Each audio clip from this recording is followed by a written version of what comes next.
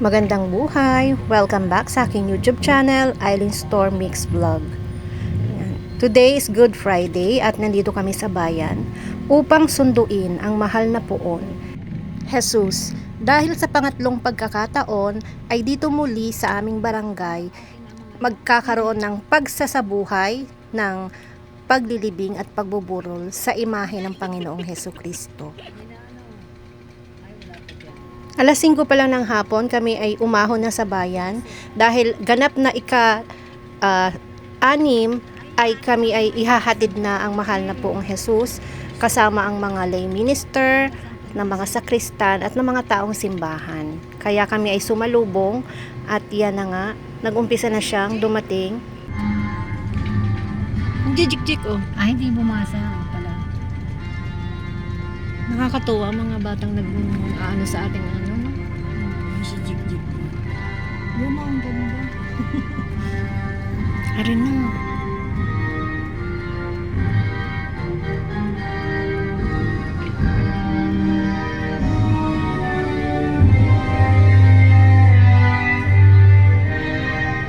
CWS.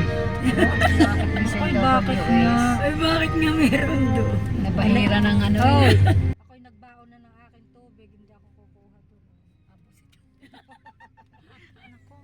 Hindi kita. Wala, hindi nyo makikita na. Mataas kasi. Nasangga. Ay, hindi yun ang berhen na. Oo, nakaputol eh. Berhen ng suot 18. Ay, are Ari-ari ang tunay ng ating lilibing. kakaunin.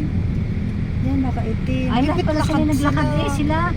Sila ano, mga taga rin sa atin. At pagdating nga sa tapat namin, kami ay nagbabaan na ng sasakyan at sumabay na rin sa prosesyon. Ang iba pala ay sa simbahan na mismo nag-abang.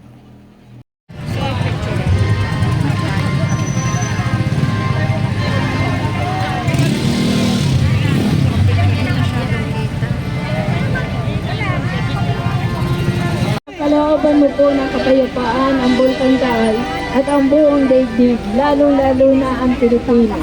At pagbalik, loobin mo po ang mga makasalanan. Ituro mo sa kanila ang daan na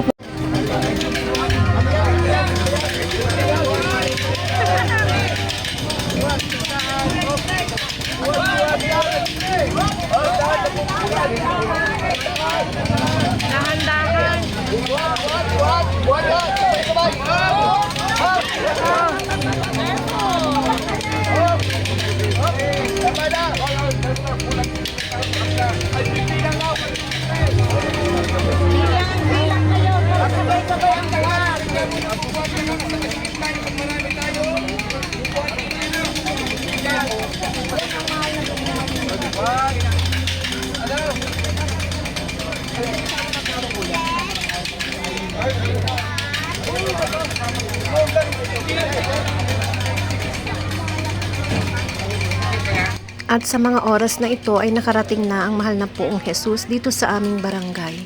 Hindi ko alam guys kung anong nararamdaman ko. Ako ay nangingilabot at naiiyak dahil ramdam ko ang paghihirap ng mahal ni Jesus. At ako'y nagpapasalamat dahil ang Panginoong Jesus ay na iburol muli dito sa aming barangay. Kahit na ito'y isang imahe lamang at isang pagsasabuhay lamang. Sa pagkakasala ng tao, ikaw ay sinugo ng Diyos Amang kusposang awa at pagmamahal upang tubusin ang sangkatauhan sa pagkakalugmok sa kasalanan. Sinasamba at pinasasalamatan ka namin.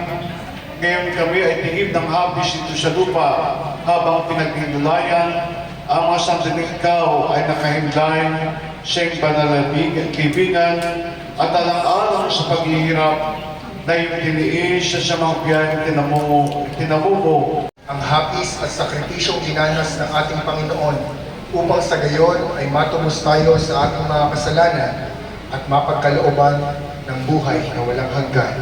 Amen. Sa maikling panahon ng pagpili ng mahal na po na Santo Sepulcro sa aming barangay, nawa ay mahikayan kami na magbalik loob sa Panginoon.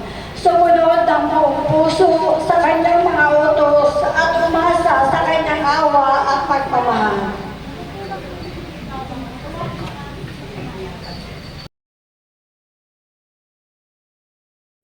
Magdamag na nakaburol ang imahe ng mahal na poong Jesus dito sa aming chapel at muli siyang ibinalik ganap na ika-6 ng umaga sa simbahan sa bayan.